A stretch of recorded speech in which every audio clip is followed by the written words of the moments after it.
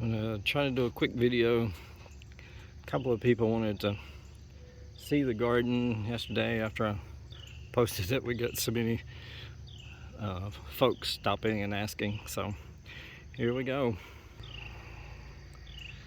At the end of 2019, this area was all grass, and I'm mostly converting it to a native area wildlife garden. Sorry for the traffic.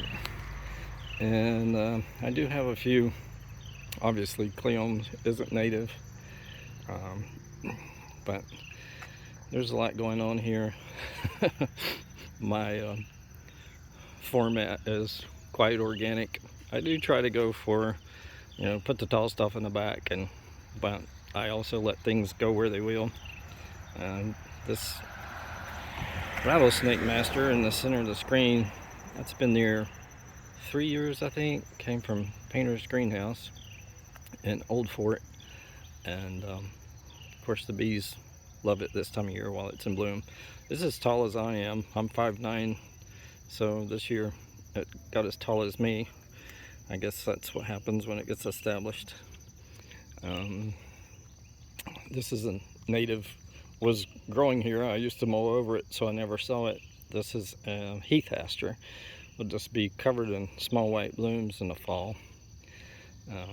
Obviously, Forever Goldie arborvitae there is non-native, and Bloodgood Japanese maple. But river birch is native, casting shade this year. My buddy James at Elderberry gave me this mountain mint, which is really beautiful. Has these tiny little pinkish flowers with speckles on it.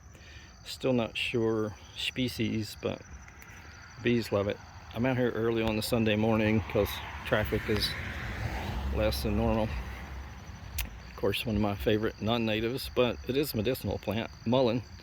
I love the leaves. I did a post a couple weeks ago. I call it the southern saguaro because it does that branching like the cactus does. This is native, big blue stem coming into bloom. You see that pollen on it. There's a lot happening, so I can't identify everything, but non-native Japanese styrax. There's lots of hyssop. Most of the stuff friends gave me, I started from seed, reseeded. I threw hyssop seed out last year. I just took when I cut down the old stalks, I just went around smacking it on the ground. And this year, this place is covered with hyssop, which obviously the bees and the butterflies love it. These Benari giant, or as I call them, Beanie Rays, zinnias, they reseeded last year. I kind of do a pan while I'm standing here. That bed over there was one of the first ones I put in between us and the neighbor, Miss Thomas. That's large. That biggest tree in the middle is a native elderberry. Across the front,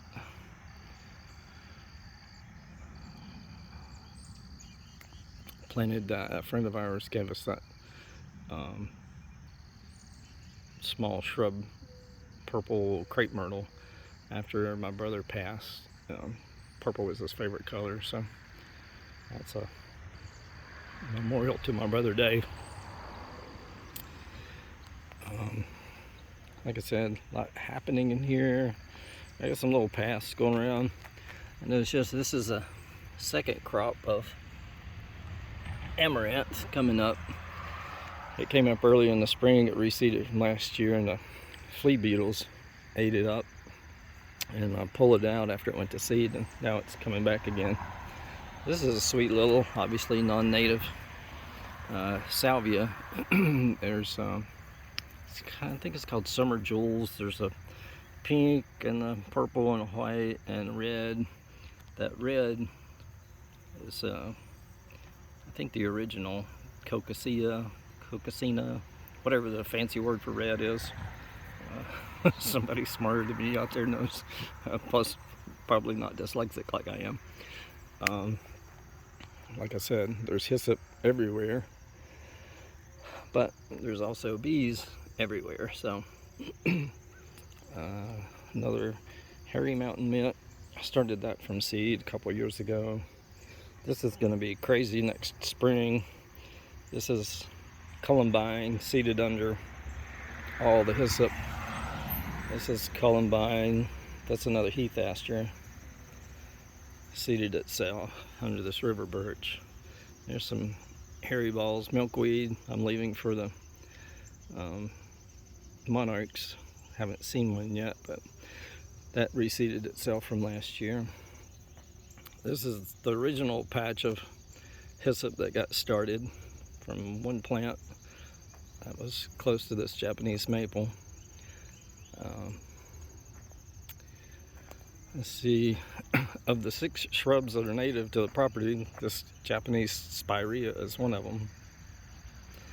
That's some native Rudbeckia triloba. They got about 4 feet high and was blocking the view of traffic coming the other way, so I cut those down a little bit a couple weeks ago, but now they're coming into bloom.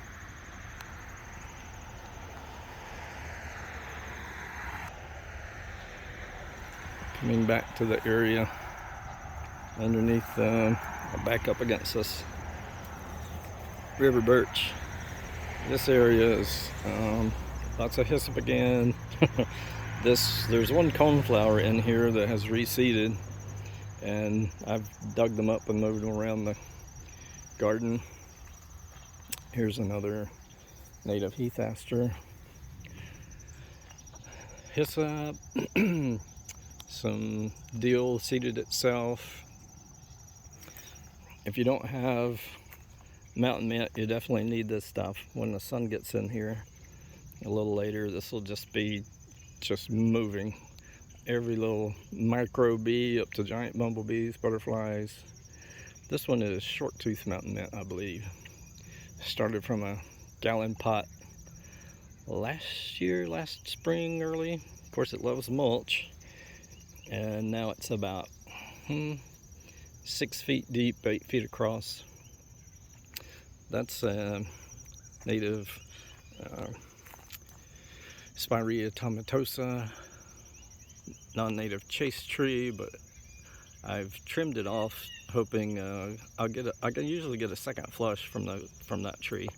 That's Shoals Creek, but it'll just be moving with bumblebees. Another non-native emerald green arborvitae. This is native clethra. It's in bloom right now. This is hummingbird, and this and that patch are fireworks goldenrod. There's some Amsonia. I'm just starting to get this area up by the road. I'm gonna put some native grasses. Got some nodding onions from James Elderberry yesterday. There's a few other. I love this sweet Carolina phlox. There's another small, shorter Rudbeckia there. I'm gonna try to get these seeds out there because these guys are just too huge for this part. So I'll have them in the lower part of the garden. Down, I got a little pig path coming down. There's a chase tree.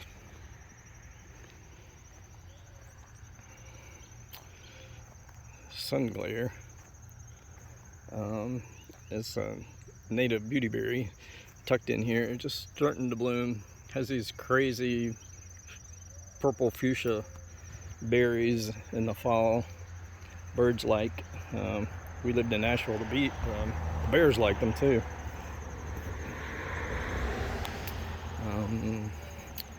Yellow twig, red twig dogwood. This is one of my favorite late figwort. Looks like nothing, but don't tell the bees. It's the flowers are quite nondescript, and makes those little seed pods. That's probably 7 feet high right now. I have it backed up against. There's some sweet coneflowers back there, and some possum haw hollies there that are native. Some more hyssop. Native Itea. This is Henry's garnet. This is a sweet shrub, Davila. I cut it back hoping for a second flush of blooms, and that little yellow bloom coming in. And that's Golden Alexanders. I love these big leaves. There's two forms I discovered this year. This is a early pollinator plant, and then also host for swallowtails butterflies. See if I can get back out of here. This is Georgia Aster, crazy beautiful bloom in the fall, kind of a quarter size purpley blue color. Here's a goldenrod already coming in bloom a little early. Shrubby goldenrod, shrubby St. John's wort. Little dyslexia showing. Non-native salvia, but bees and hummingbirds love it. So here you go. My fabulous patch of highly recommended purple lovegrass to replace the old pink muley grass that loves to die on you. Go for this native option. Got these from James again at Elderberry. There's more triloba. I do like the small bloom on it, and it is a native plant. That's Calycanthus sweet shrub. Another patch of free hyssop. These are Rebecca's coming to an end. I spread the seed last year, so these volunteered. This is Denver Daisy. I think it's a Herta, Rebecca Herta. That's native Sugar Shack. Another Rebecca. There's a little. This is a Pugster butterfly bush.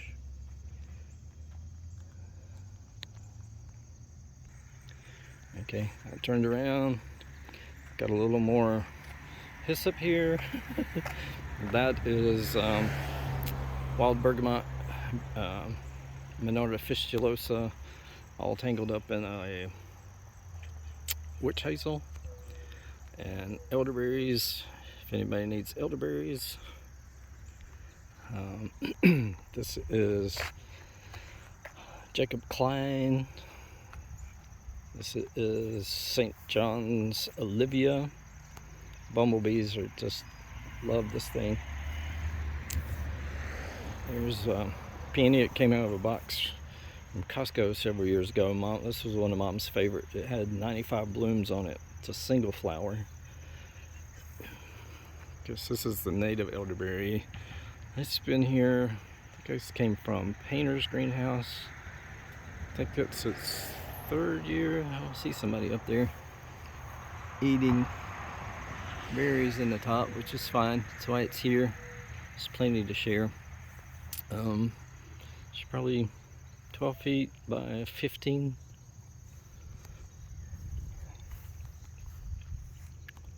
Area in front, I planted that crepe myrtle. The fall we were here in 17. That's a black dragon cryptomeria to the left, and underneath that mass of lump on the corner is that's passion flower. Underneath it is a flame azalea. I have to protect it from the deer. Down the side of the house, this is 4 of the 6 original shrubs, starting with that spirea. It's the white, some people call it bridal veil, blooms early spring. All of these shrubs are spring blooming. The next one is mock orange, and the next 2 are 2 tall deutzia. There's peonies, came out of the box from Costco. There's some daylilies. That Hollywood juniper. I had some hydrangeas my friend Janelle gave me in here. Unsuccessfully Bambi mowed them to the ground each time they would come out. So far I've been lucky with the oak leaf hydrangea I put in there. Came from elderberry. Back there is a spice bush, native. Haven't had a spice bush swallowtail on it this year. I'll go back there and check. I hadn't checked in a couple days. I didn't see any telltale folded leaves. Again, this is passion vine hiding. You can see a little bit of the cage that protects the. Here is the flame azalea, but even in the shade, it does okay. Spice Baby by Burnham, Father Gilla. We'll go spin back around up in this area. This is a great shrub, coralberry. Very nothing little flowers, unless you're a bumblebee or a honeybee or anybody else. You can see those tiny little flowers, and they do have little small, I wouldn't call them coral, I'd call them pink berries in the fall, a lot like a beautyberry. It is in the, I think it's a honeysuckle family, and it does put out runners. So Baptisia that's a blue flower. This is a pineapple sage, non-native, that has come back. This is its 3rd year. I love marigolds. My grandma usually planted marigolds, so some more hyssop. Volunteered itself. I didn't know the seed was over here, and then here's some more of that salvia that the hummingbirds and the bees like so much. Here's a white form hyssop. It doesn't excite me too much, just saying. There's another patch of Georgia aster, peonies. There's a shrubby St. John's, fall blooming mum. Those are hardy mums. Here's Dave's crepe myrtle. Another patch of fireworks. More hyssop. There's some back there. This is a short variety, Southern Cross ironweed. If you don't have a place to grow the 8 to 10 feet varieties. Here's some coneflowers.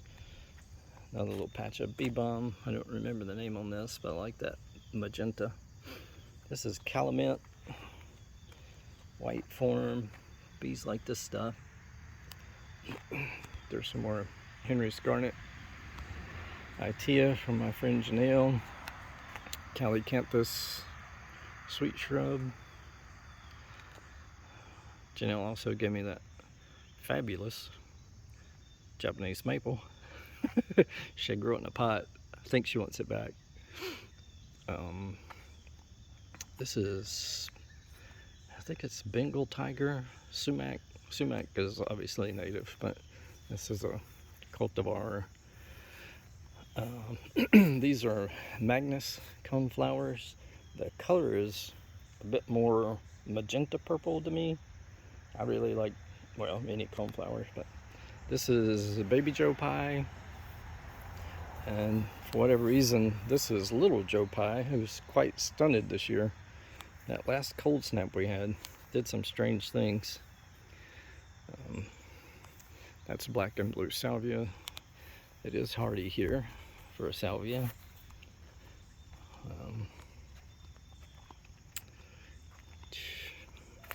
It's a crepe myrtle. It's a black diamond crepe myrtle. That big patch there is aromatic aster. pretty blue bloom in the fall. Some more bee balm, my favorite flower. Used to grow beside my grandparents' garage. Volunteer hyssop, cleome. This is October skies, aster, mom's tree peony.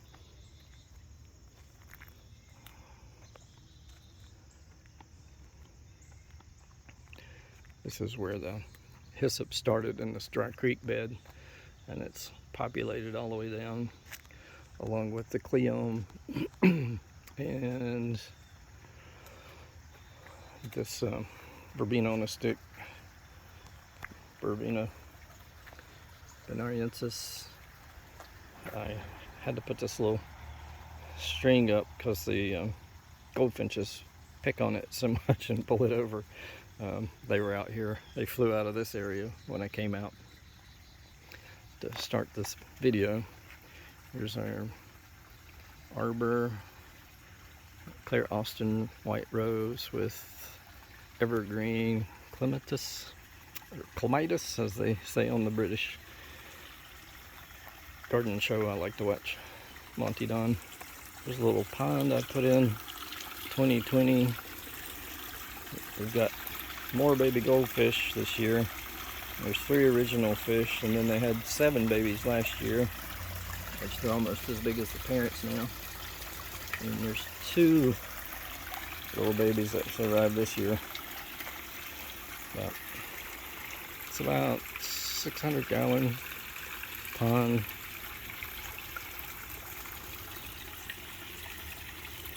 It's nice to sit out here and listen to it from the patio. There's baby rabbit. We have a overpopulation of chipmunks as well, but I've decided to surrender. This is a wildlife garden, so I just plant extra. Hopefully that works. This cast iron plant getting a little sun scalded. This is pretty deep. This is totally deep shade. We're on the north side of the house in the winter time. It does get a little. There's just the edge of where the sun line comes. There's daylilies at their end. This is Trey's drift rose. There's peonies that have finished blooming. This is a salvia. Hummingbirds usually back here. This is one of my favorites. My friend Janelle gave me. Argentine skies salvia. And there's where the Lady Alice lilies live. Some Turk's cap family. There's another Goldie, Forever Goldie. I do love this little paniculata hydrangea. Came from Fred Pegram. And it has all of these fertile flowers underneath those sterile, the big flat sterile flowers that usually make up the big mop heads. But this is a sweet hydrangea, one of, I've got 3. I didn't show you that. There's one that was the 6th shrub here. And it's against the house. I have to keep them close to the house to keep Bambi from eating them. There's some yard art. I stuck those in juice jugs. I put cement in the juice jug so I could bury it so the bottom wouldn't rot off.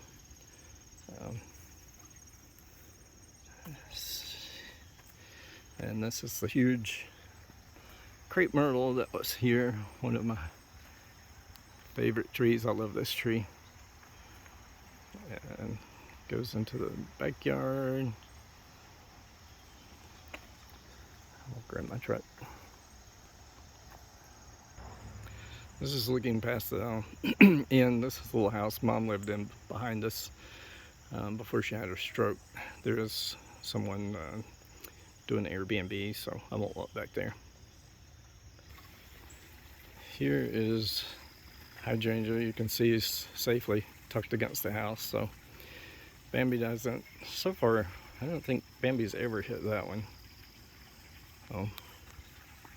Anyway, looks like, according to the count, coming up on 25 minutes, so hopefully that's a good tour everybody enjoyed. I'll finish it off here at the pond, give you a little moment of zen.